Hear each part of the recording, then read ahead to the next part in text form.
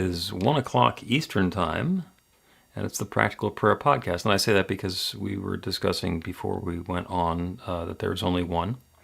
We're talking about oneness, and might as well start with the o'clockage. I was wondering where this was going. I just said, sit tight. You'll figure it out. You'll see. You'll eventually come around to something that I understand. There you go. Hey, I'm Bill Marchiony over here. There's Carol Lawrence over there. We're in the process of recording an episode of the Practical Prayer Podcast, which will go online in the podcast world in a week or so. And we're broadcasting live on New Thought Media Network because it gives our friends an opportunity to watch us as we think things through beforehand, and also to ask some questions and make some comments if you would like to do that. You are free to put the comment into your social media, in which case we can respond to it now, or go to the website at bethelight.com, like it says underneath Carol over there, be-the-light.com. And there's a Practical Prayer Podcast section there, and with a button where you can make a comment if you happen to be watching a recording or don't feel like putting something into the social media feed. Anyway, that's what we got going on, and delighted to have you here today. It's the end of January. How did that happen? I have no idea.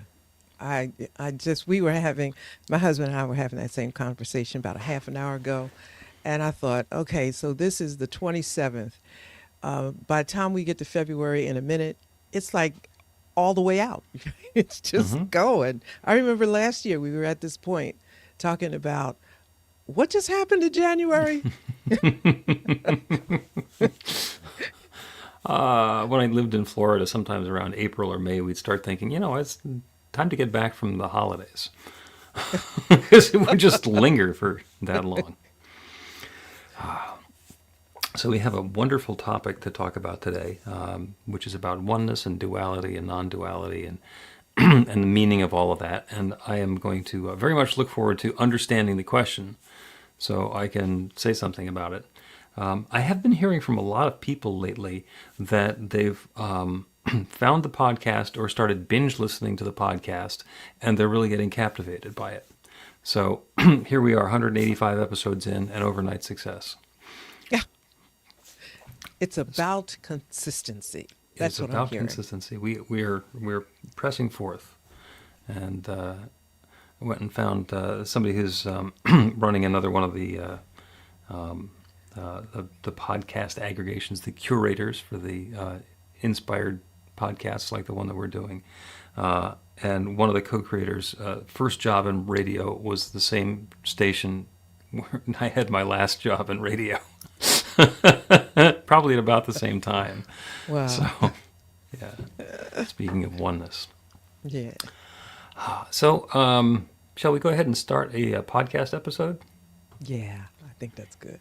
On your mark, get set, here we go. A practical prayer is a prayer that works. These discussions between Reverend Bill Marchiony and Carol Lawrence dive into the details of how it works and how to work it. Reverend Bill is a New Thought minister and the author of Practical Prayer for Real Results. Your new life begins with a new thought. Carol Lawrence is on a spiritual quest, finding the New Thought teaching after decades on the pulpit in 3 different traditional denominations. I've got some questions. Together, they're exploring the philosophy and activities that come together from many of the world's religions to create the practical spirituality that is New Thought.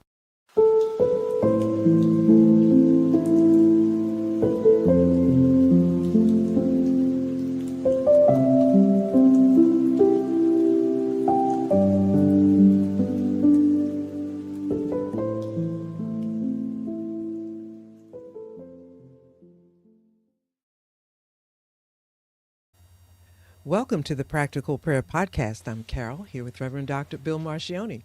Looking forward to another fun and inspiring and insightful and hopefully not too confusing conversation. You're quite optimistic, aren't you? Well, it could happen. It could happen. So you have been coming across the notion of oneness, which is pretty simple, and then duality, which is kind of what the oneness is not dealing with, and then there's non-duality, and it's brought up some a little doggy head tilt for you, huh? Yeah. So Well, first, explain what it first, is. first of all, let me just say that oneness is not pretty simple. It's it's not simple. It's a lot. I think it's a heavy lift if you're coming from another, you know, tradition, Right. way of thinking. But you can get it. Okay, you can get it. But this duality thing, I'm not sure. You know, you said in the intro or backstage or whatever, you said Or some other time. oneness, yeah, oneness versus non-duality. Right. And I said, isn't that the same thing? And it is. If it is the same thing. It- But what about duality? And Ah. okay, so go for it. So, if there's oneness and non-duality, where did duality come from? Yeah. Okay. There's this incredibly sophisticated magic trick going on. So, and I spent some time as a magician. And the interesting thing in magic tricks is that sometimes there's a gimmick, which is a little device or something that the magician has that keeps the audience member from seeing something. And a gimmick is never seen by the audience. There's something else called a fake, which is something that is seen by the audience but not understood. So they're looking at the thing that's hiding something and thinking that it's something else. Those all depend on us perceiving whatever's going on in a particular way. Like I can hold something in my hand and stand in such a way that my hand is just naturally blocked by my body, and you'll never see that I'm holding something. And that makes perfect sense. The incredibly complex magic trick that's going on is that we have our entire sensory system. We have 5 senses, plus everything we think we know. So that's kind of the 6th one. So, you know, sight, sound, taste, touch, smell. And the magic trick is that we think that's all there is. We think that what's coming in through our senses is giving us the real story. And in fact, it's not. It is very easy to hide stuff from us. You know, the electromagnetic spectrum starts out with sound, you know, way low frequencies and ground shaking, and then it goes and skips a whole bunch before we get into the part where we can see it. You can hide lots of stuff in between. The sound frequencies and light frequencies. And we never think of that. We never think of that. That's, you know, the radio waves happen there. And then beyond that, there's more of them. There's radiation that we get into that we also can't see or touch or taste or smell or otherwise know about unless the instruments are telling us about it. So everything that we're perceiving is through this very limited peephole. So it looks like duality. The illusion is that it looks like duality. In fact, there's no such thing as duality. There is oneness. There are different ways that the oneness is expressing itself. So something can happen, and you can say, well, that's good, and something else can happen, and you say, well, that's bad. It was just a thing happening. The good or bad happened in your mind. Now, you can get a whole bunch of people together, and we can all agree, oh, that was bad. Which means we're all judging the thing that happened in the same way, which makes us think that the thing is actually good or bad. It's just a thing. So the oneness is, or the non-duality is, it's a thing. And the duality is us cataloging it, evaluating it, defining it, describing it, grading it, judging it. So, what you're saying is duality comes about based on how you view something. We're all looking at the same thing, but the point of view is what makes us think it's different. Is that correct? Mm-hmm. That's it? Yes, at the end of the episode.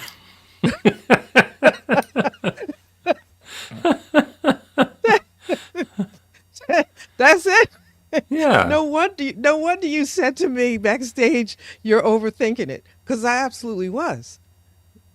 I could get that, right? Mm-hmm. Because um, I go back to a story when I was trying to find my way home.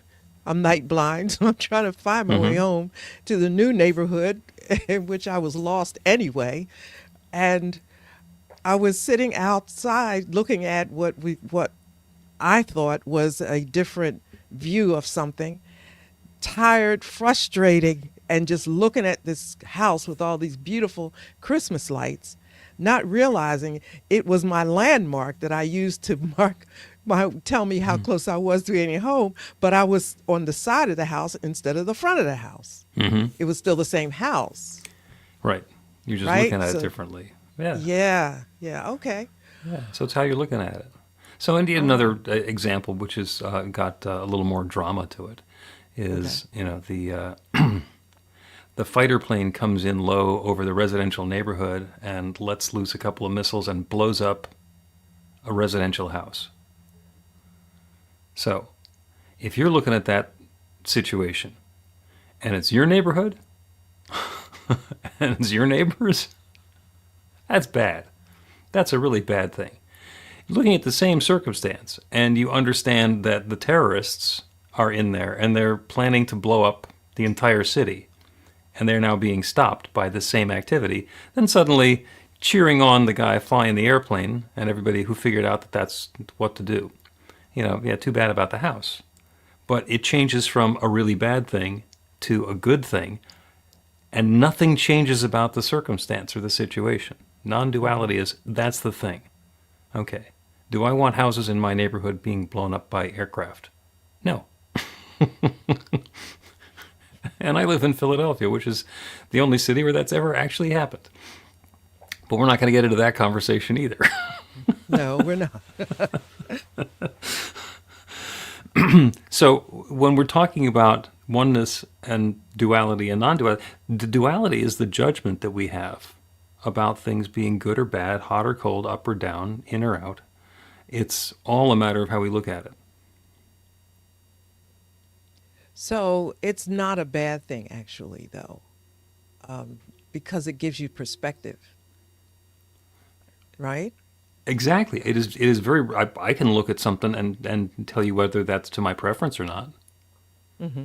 We're creative beings, and we're part of a creative process that's creating this next experience or expression of the infinite.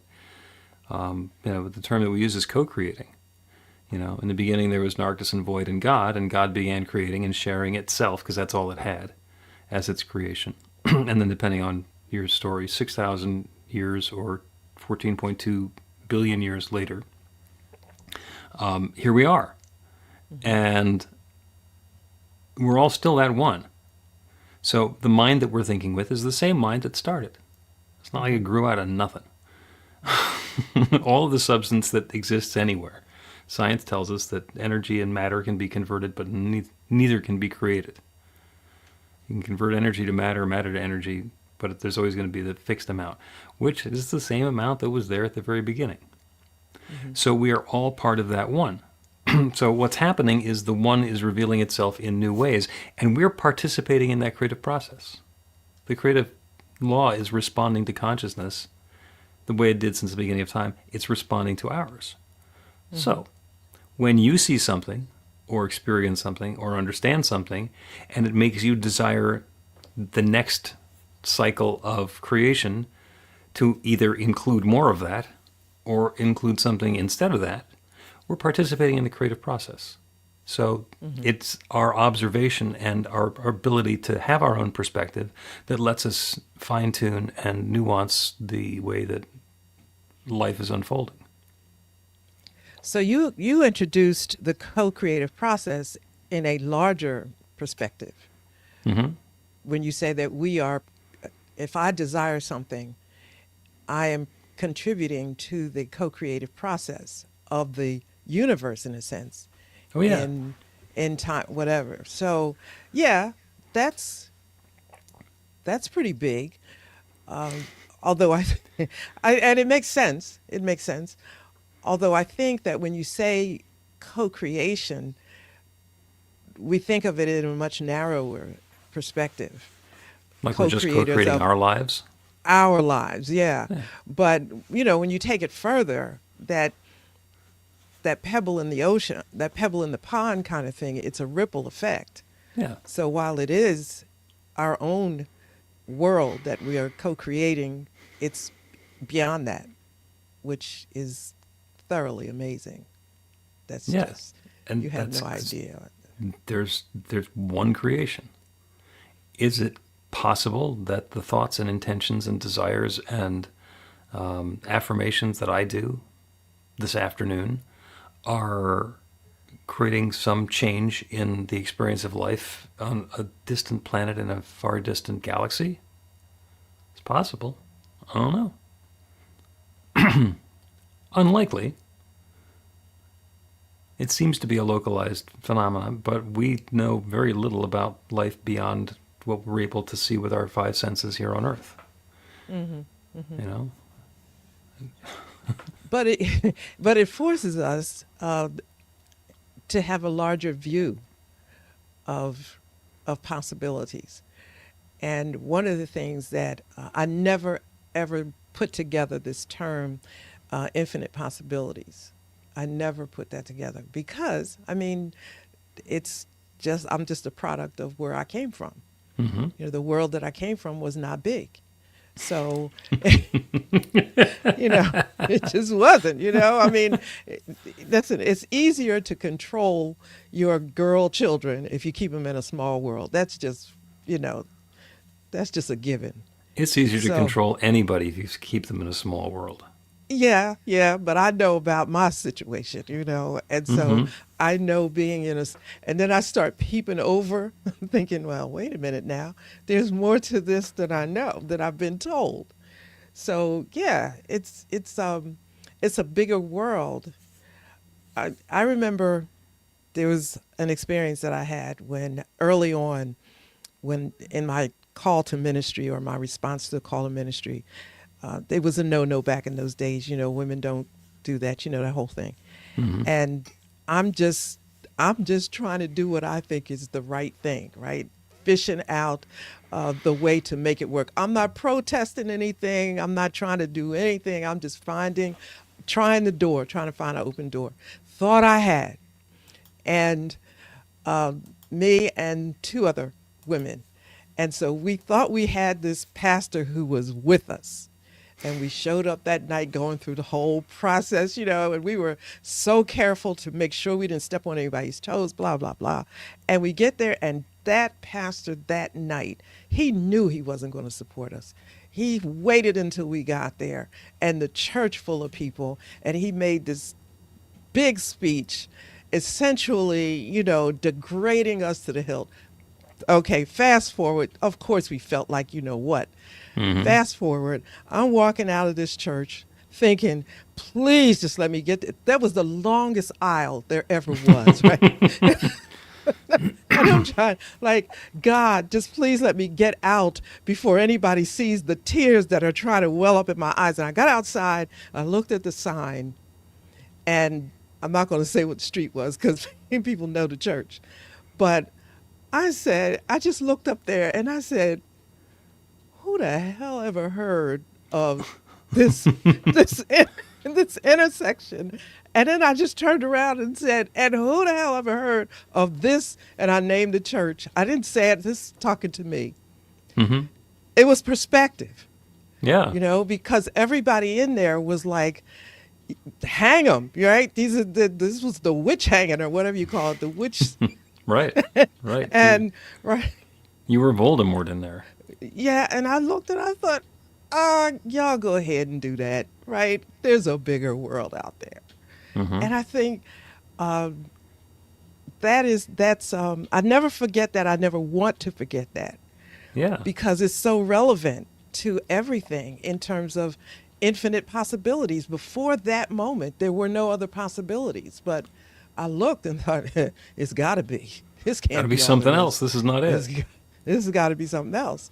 Yeah. So it's perspective. So when you explain it that way, yeah, I can see that. I can see that. Yeah. They're- So and they- and the pastor there, the minister that night, who was shutting you and your friends down. The intention was that you were not going to be a spiritual leader. You were not going to be a minister. You were not going to lead a congregation. You were not qualified. You couldn't do it. And the word that we would use for that individual today would be wrong. Because he was I could think of mistaken. I could think of some other ones, but go ahead. All right, I'll behave. Yeah, he was wrong. He was wrong. He was trying to force his own judgment about good or bad, his own duality on you, that you don't belong because of X, Y, or Z, and it made you feel bad for a little while, and then you got back at him, and not specifically to get back at him, but doing your own thing, and wound up going far beyond what he would have done. And here's the other part of that story that makes it even make more sense based on what you said. There were three of us, and I'm the only one that said, stick it. I'm out. The other two stayed, and they stayed with the the judgment against them and all of that. And every time they saw me, they said, I wish I had the courage you had. And I'm thinking, courage? I mean, save your life. But I want to stay in a sinking, burning boat because Yeah, it's go ahead. comfortable. It's where all of my stuff is. It's going to go down. I never understood it, but they were dear, sweet women. And I guess I understood where they were coming from, I suppose. I was a bit younger, so probably a bit more, rebellious, perhaps. I didn't see it as rebellious. I just saw it as, I'm saving my life. I'm not staying here. Yep, can't do any more of this. I've been in similar situations before, either jumping out of the frying pan or being thrown out of the frying pan. And one of those good news, bad news, it's just, where's this in duality? Is it a good thing now that I got thrown out of those particular frying pans? Well, yeah, it didn't feel good at the time, but that is the way that infinite creative process is working. It's not closing the door and stopping everything. A friend of mine says, when one door closes, try the knob. That's the way doors work. So try again. Let's take a break and continue not talking about duality. Get inspiration in an instant. God calls are the gentle and uplifting moment of truth to help you remember that the bright light of God's love is shining right now as you. It's your God Call with Reverend Bill. Start your 2-week free trial today, and you'll get a phone call 4 times a week from Reverend Bill with an uplifting half-minute message filled with insight, wisdom, story, and fun. Let your light shine. You can answer the call to listen to it live or let it go to voicemail so you can hear it later. After the free trial, your subscription is just $5.95 a month. The details are at godcall.org. God calls are disruptive, intentionally. Whenever you write something, put on a gold star. They take you away from your routine to remind you about the truth of who you really are. They come at random times between 8:15 a.m. and 6 p.m., so you won't be expecting them. And somehow, the message is exactly what you need to hear at the time. Magic is loose in the world. It's a moment of motivation in the middle of your day. Find out more and start your 2-week free trial now at godcall.org. Welcome back to the Practical Prayer Podcast. I'm Carol here with got that mixed up. I'll be I'm Reverend already Dr. there. Bill Marchiony. There you go. All right. I'm all into the conversation coming up, Okay. All right. You want me to do it again? No. This Okay. is casual and homey and fun, and Okay. our experience of duality can tell us that we need to do a take 2 because take 1 was not good enough, but take 1 was exactly. There's only one. That's what we're going to do. We're going with that. Okay. So and we're talking about duality and the judgment that goes along with that, and let's go into why it's so comfortable to describe and experience and explain the world is in terms of duality and to avoid oneness, why people find oneness to be so challenging. And part of it is what I was talking about before, that our senses tell us that there's separation. Our senses tell us that things are hot or cold, light or dark, rather than just varying degrees of energy. So as the thermal energy goes up, we go from cold to hot to way too hot, to on fire. I'm not going on fire, but you know what I'm talking about. And that's all of our sensory systems are geared towards telling us that. On a personal level, we've talked about this before. When we have a duality in the universe, where it's me here and the rest of the world out there, and the rest of the world includes God. Mm-hmm. The divine creative power is somewhere out there separate from me, then my relationship with it changes completely. When I know that God is out there and I want something from God, then I have to bargain with God, ask a favor of God, plead, beg, see if I can figure out how to maneuver God. Well, I know what God wants, so if I do that, maybe I'll get what I want. And when we are in a space of oneness or non-duality, it's an inside job. That one creative power is creating according to my beliefs, and what I have to do is change my own beliefs. If my life is not going the way that I want it to, I get to change my life by changing my beliefs, by changing my internal consciousness, knowing that the world and my life outside will reflect what's in my consciousness. There's a lot of responsibility in that. Yeah, but it is our responsibility. I use the word work, and I know that's not a favorite word, but it takes work, and it's a good work because it's our work on ourselves. We're the beneficiary of it. Yeah. Right. So it's cool. When I go back to that example, and I was running it again as you were talking about God, what made it okay for me was that, okay, there's one God. I believe there is one God. I can't account for how you perceive that one God, because the way it was that person or that group perceived that one God vilified me. It made me, whatever. But that I kept thinking, and I hear myself saying it now.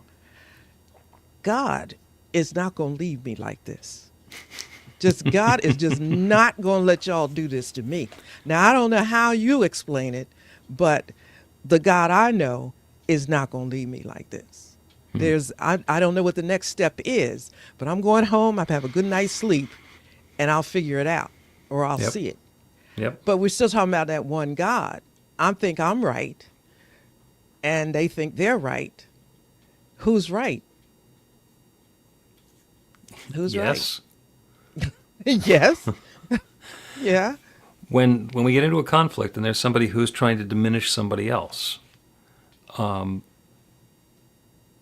their idea of using their own leverage to diminish somebody else is right, but it tends to work against them too.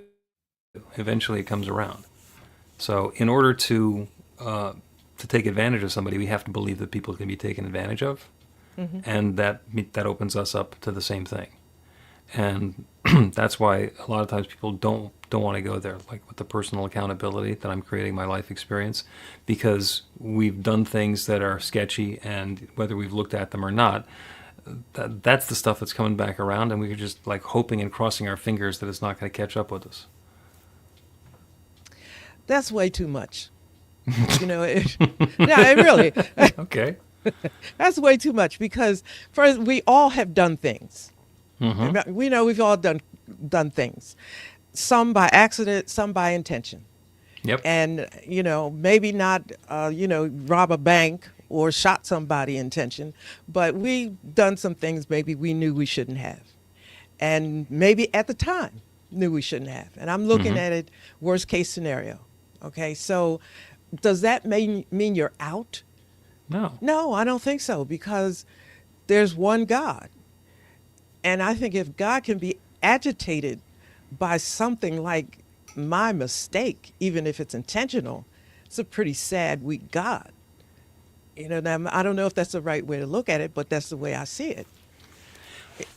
Let's go with the example of doing something that's, we'll be gentle and call it non-life affirming, non-uplifting.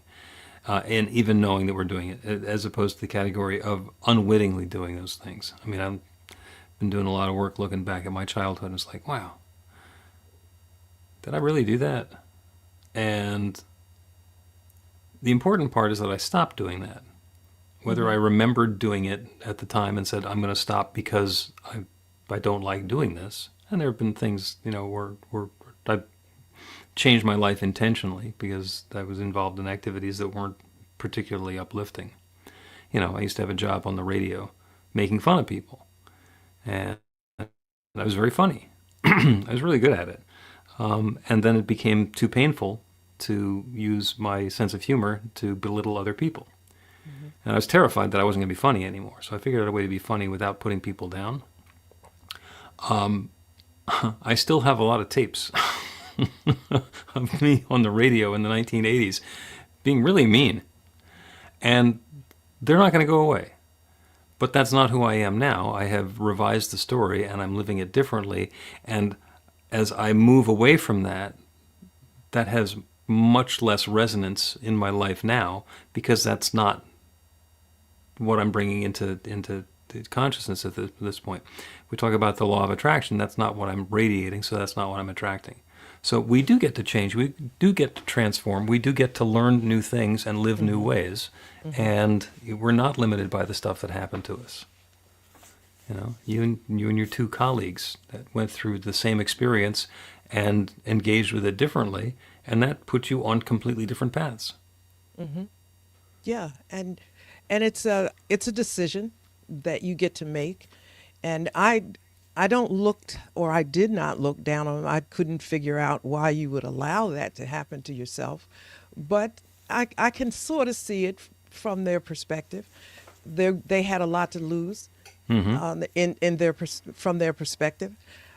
I'm not sure that I didn't have the same to lose. I just didn't value it the same way.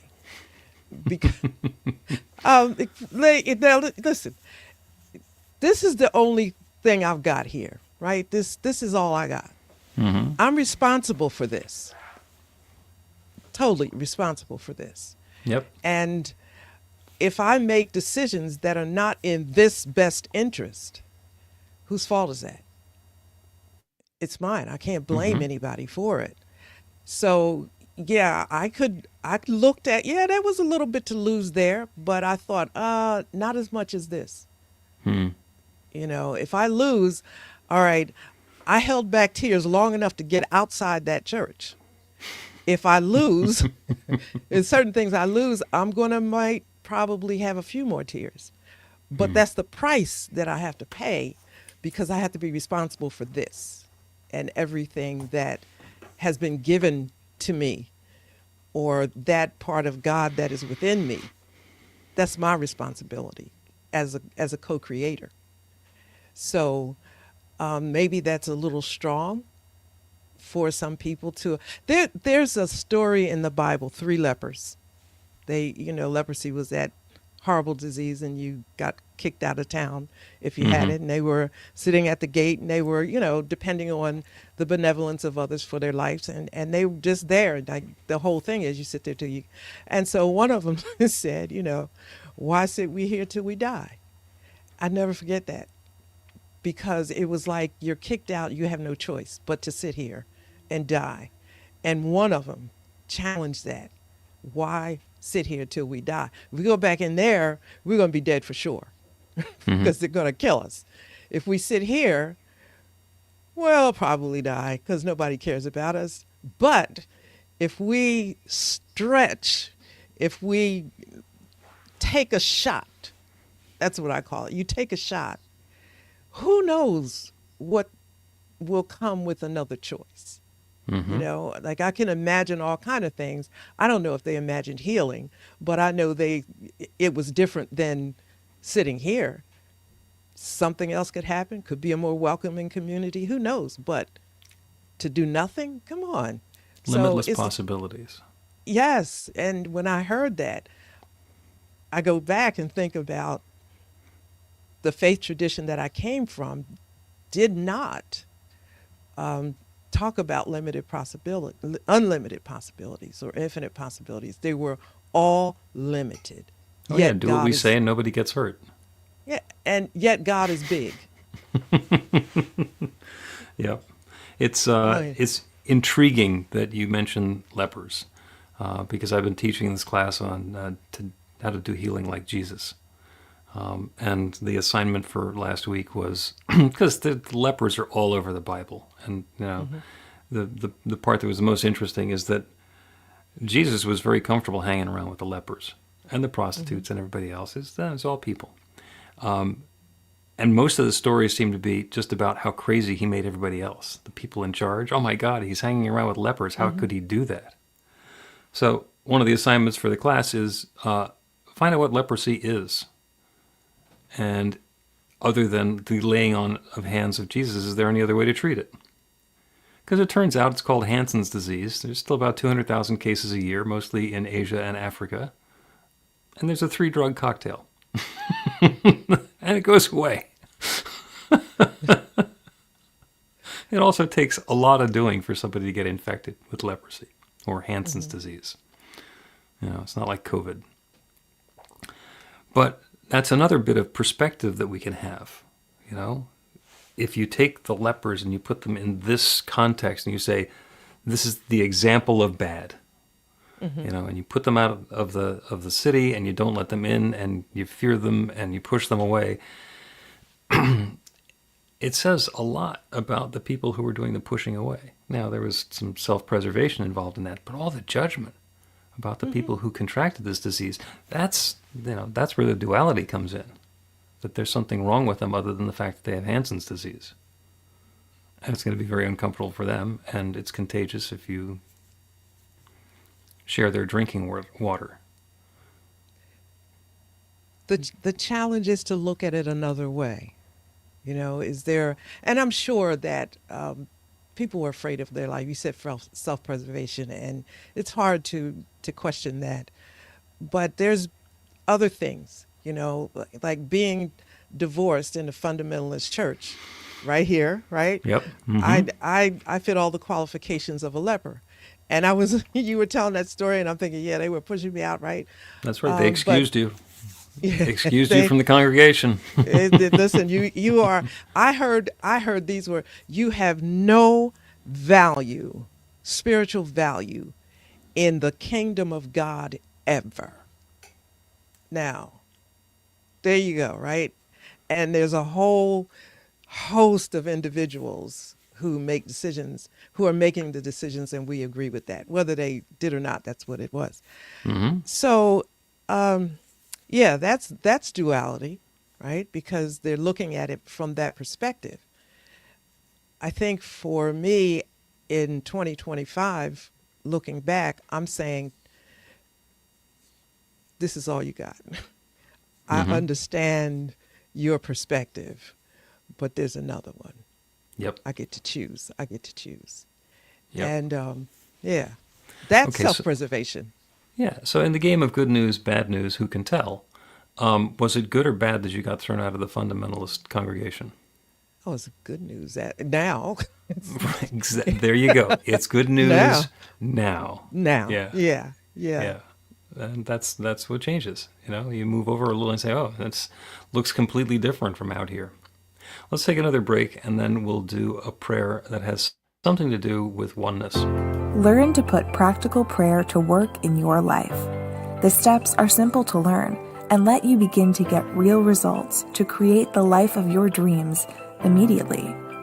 Reverend Bill Marchiony's widely acclaimed book, Practical Prayer for Real Results, gives you a clear summary of the new thought principles behind practical prayer and the series of easy-to-understand steps found in the most effective prayers from religions and spiritual practices all over the world and throughout history. Practical prayer is not a replacement for your religion or practice.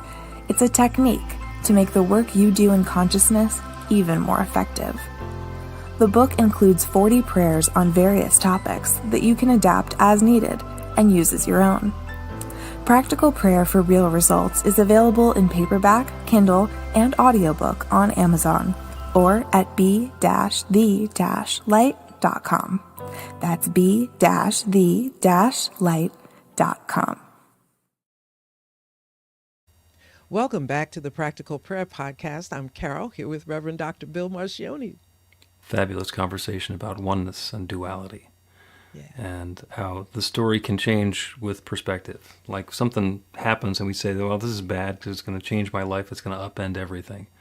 And then it turns out later that even though that was an uncomfortable situation, it made way for something new and different. And that happens all the time. You know, somebody, the relationship breakup, and then that paves the way for a new relationship, for love to be unfolding in the world in a different way. Somebody loses a job, and then they get their dream job. Somebody, whatever, the thing that seems horrible, and something, by the way, that nobody would ever choose for themselves, paves the way for something new and wonderful to happen. I have a friend whose father was killed when she was very young in a plane crash, and it's traumatic for her. And I said, so that plane crash was a big deal. So was there an insurance settlement? She said, oh yeah. Did that change your financial life forever? Well, yeah. It's like you lost Dad, but you got a different life to lead because of it. Would somebody say, oh, I'm giving up Dad so I can have the money? No. Or vice versa. But when you look at the situation, you say, it's not just bad, it's not just good. There is something unfolding here, and there is the possibility for a gift being in everything. Okay. I was going to see if you wanted to say anything about that. No, are we at the prayer part? Because I was thinking, okay. All right. No, we're going to do the prayer now. We're going to do a prayer, and it's actually going to be even more meditative than the usual prayer that we do, because we're really going to focus in on the first and second steps of the practical prayer, and that is the recognition and unification steps. So the realization and the gratitude are all going to kind of fit in, but mostly towards the end. So, as is comfortable to do so, please close your eyes, go within, allow yourself to let loose whatever attachment you have, whatever your five senses are telling you about the world around you and about yourself. We'll allow ourselves to detach from that a little bit, and closing our eyes is the first step in doing that. So take a deep breath, let yourself be completely filled. This breath has never happened before. Now breathe out, let it go. And that specific combination of molecules that was that breath is never going to happen again. Another deep breath in, let yourself once again be filled. And with that breath, invite in an even greater awareness of your connection with the universe. And then deep breath out and let it go. And feel yourself settle into your seat, noticing that you are pressing down against your seat, and your seat is pressing up against you. And the force of gravity is holding you right here, in this place at this time. Another breath. Be filled again. Notice that while you were thinking about where you're sitting, you weren't thinking about where that breath is coming from, and it's still there. The goodness and possibility that are required for life are making themselves available in a perfect way. Another deep breath out, let it go. And feel your body relax. Continue breathing. And be aware of yourself in your seat, pressing down, seat pressing up. And understand that there's a floor beneath the seat, and a building beneath the floor, and soil beneath the building, and rock and substance going all the way down to the center of the earth. A column, a line, 4,000 miles long from the center of the earth right up to where you are. And that line continues through where you are, along your spine, touching all of your chakras. And continuing out past your crown chakra, past your head, up and up and up, past the roof, past the sky, past the clouds, past the atmosphere, past space and more space and more space, and keeps going on into the infinite. There is no end. There's no limit to that. Understand where you are on that line between the center of the earth, the surface of the earth, our solar system, the other stars near our solar system, all of the other stars in our local galaxy, all of the other billions of galaxies. As you allow your awareness to expand, understand that it's just a matter of perspective. The greatness, the grandness, the vastness of it. As we open our awareness, we realize that all of the things that we consider to be big or momentous in our lives here on the surface of planet Earth are important, but they're not in control of everything. This is an infinite universe filled with limitless possibilities. And that one power, that one presence, that one love, that one source that creates everything, that shares itself as all of the galaxies, all of the planets, all of the stars, all of the particles, all of the people, everything, that one is the source of everything, and that means that one is the source of me and of each of us. Be aware again of your breathing. You've been doing that while your imagination has been off touring the galaxies. You're still breathing. Still present right here and now. And that's the balance point. We get to experience life on the minutest detail and on the grandest scale, and it's all one. It's all the same. That one infinite creative power, that one divine presence that shares itself as everything, abides within. It is the creative force that has created each of us and all the activities and experiences that we're having. So whatever it is that we describe as good, desirable, uplifting, pleasant, harmonious, prosperous, loving, joyous, fun, creative, vibrant, comfortable, all of what we would describe as good and desirable, we're activating our attractor field to bring that goodness into our lives, to be coherent with the joy and the uplift and the good that we're seeking. And that creative law is responding. It is bringing that good into our lives in new and fresh ways. Not because we earned brownie points and suddenly deserve it from a benevolent force out there, but because of the nature of who and what we are. As we come into alignment with the good that we are seeking, that good unfolds in our lives, pressed down and overflowing. And I'm so grateful for it. I'm grateful for the good, I'm grateful for the awareness, and I'm grateful to be able to participate in this creative process and to know that good is unfolding for each of us in our own way, right now and always. And so with a deep feeling of thanks, I speak this word, I let it go, and I know that this is so. And so it is.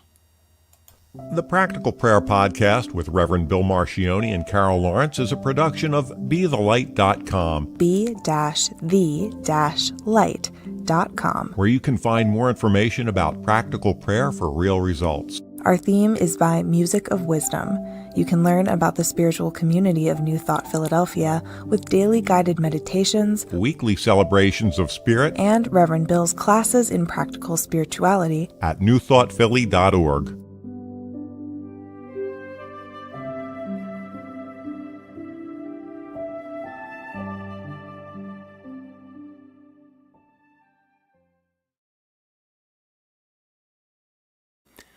And that is the Practical Prayer Podcast, episode number 185. What? Yeah. On Wow. New Thought Media Network. Yeah. So that was a fun one. I like that. I got to do the zoom out meditation at the end there. That was fun. Remember when I talked about it in the beginning? I said, I think this is going to be boring. Was it boring? No, it wasn't. And I had to laugh at myself for saying that because I picked the subject. Well, 185 episodes in, there's obviously there's a best episode and a worst episode somewhere in there. Probably. I mean, they're all my children. I love them all, but just saying. I don't think that the subject is boring. I think I had overthought it so much that I was making it too heady, which is it goes rather close to the edge of boring. You mean nerdy and wrapped around the axle? Well, yeah, yes, I've been there. Yes, and listen, I'm a nerd. Okay, I am. My daughter is very pleased to tell me, you're just a dressed up nerd. Before, when I was, as a pastor, she said, you're just a dressed up hippie. So now I'm just,